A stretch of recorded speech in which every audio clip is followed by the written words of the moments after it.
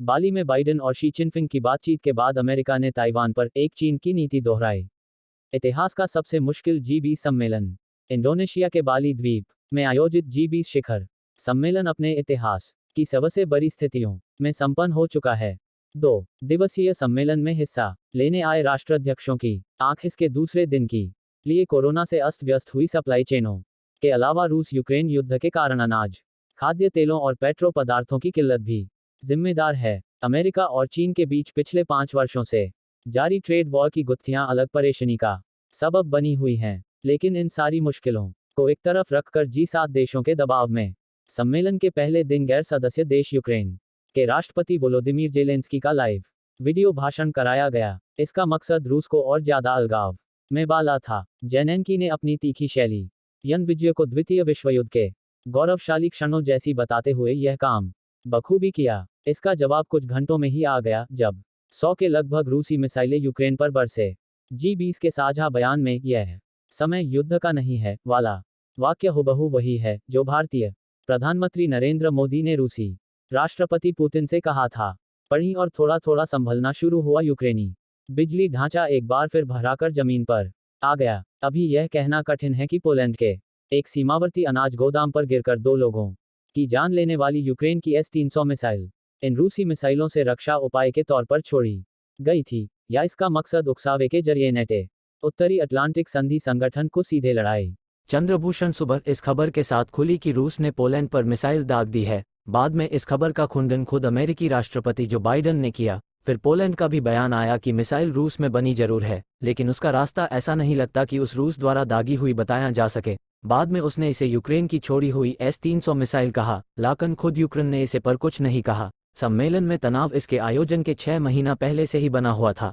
America का दबाव था कि इंडोनेशिया की ओर से रूस के लिए सम्मेलन का न्योता ही न भेजा जाए। गनीमत रही कि इंडोनेशिया उनके दबाव के सामने नहीं झुका और G20 के सभी सदस्यों के अलावा कुछ स्थायी और अस्थायी अतिथि देशों और संगठनों को सम्मेलन में बुलाने की जो परंपरा चली आ रही है, उसी के मुताबिक उसने रूस को भी निमंत्रण भेजा। व्लादिमीर पुतिन ने अपनी जगह विदेश मंत्री सर्जेई लावरोव को भेजा, जो अलग थलग ही दिखे, लेकिन सम्मेलन पर उनका असर पड़ा। कोरोना महामारी के चलते राजनेताओं की शारीरिक उपस्थिति में 2 साल बाद ही हो पाया ये G20 शिखर सम्मेलन विश्व अर्थव्यवस्था के लिए बहुत महत्वपूर्ण था। शून्य महंगाई और बेरोजगारी अभी दुनिया के ज्यादातर देशों के लिए बड़ी समस्या बनी हुई है।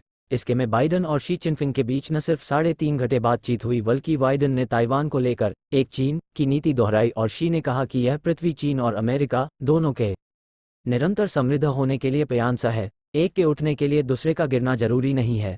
अमेरिकी विदेश मंत्री एंटनी ब्लिंकन जल्द ही चीन जाकर दोनों देशों की आपसी गलतफहमियां दूर करने का प्रयास करेंगे, ऐसा बाकायदा अमेरिकी बयान में कहा गया है। इस दिशा में जैसे ही काम आगे बढ़ेगा, दुनिया का कूटनीतिक तापमान अपने आप नीचे आने इससे पहले रूस यूक्रेन के करना जरूरी है, लेकिन नेटो देशों को अभी रूस को निपटा देना शायद ज्यादा जरूरी लग रहा है। G20 के इतिहास में बाली ऐसा पहला पड़ाव है जहां कोई साझा घोषणा पत्र कम्युनिक पारित नहीं हो सका। इसके बजाय एक साझा बयान जारी हुआ है जिसमें सहयोग की शुरुआत बाली में G2 बैठक से पहले मिले शी चिनफिंग और जो बाइडेन में शामिल कर लेना था। यूक्रेन की ओर से पिछले कुछ महीनों में ऐसी कार्रवाइयां की जा चुकी है, सो जांच पड़ताल के दौरान इस एंगल की अनदेखी नहीं की जानी चाहिए। ध्यान रहे, 2009 के बाद से G20 दुनिया का सबसे ज्यादा काम का मंच बना हुआ है। अमेरिकी वित्तीय संस्थाओं के ध्वंस से पैदा हुई महामंदी से दुनिया को बचाने का श्रेय इसी को दिया जात रहा है। Barack Obama, doctor Manmohan Singh और हू चिताओ जैसे सुलझे हुए नेताओं की कोशिशों से इसका स्वरूप ऐसा बन गया है कि बाकी अंतर्राष्ट्रीय मंचों की तरह इसका इस्तेमाल टीवी पर प्रसारित होने वाली कोरी भाषणबाजी के लिए नहीं होता।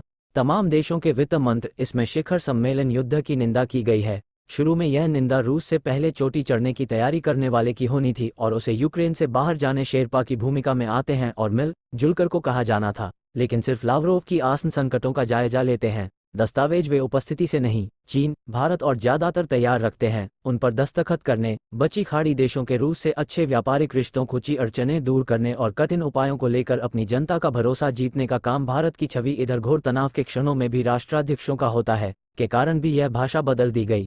सभी पक्षों से गहरा संवाद बनाए रखने वाले श के यही वजह है कि इतनी आफत के बीच बनी है। साझा बयान में ये समय युद्ध का नहीं है आयोजित होने के बावजूद बाली शिखर सम्मेलन वाला वाक्य हूबहू वही है जो भारतीय प्रधानमंत्री एक जरूरी काम कर गया। चीन और अमेरिका के नरेंद्र मोदी ने शंघाई सहयोग संगठन की बैठक में बीच शीर्ष स्तर पर कोई काम की बात 2018 के रूसी राष्ट्रपति व्लादिमीर पुतिन से कहा था। G20 बात से नहीं हुई थी।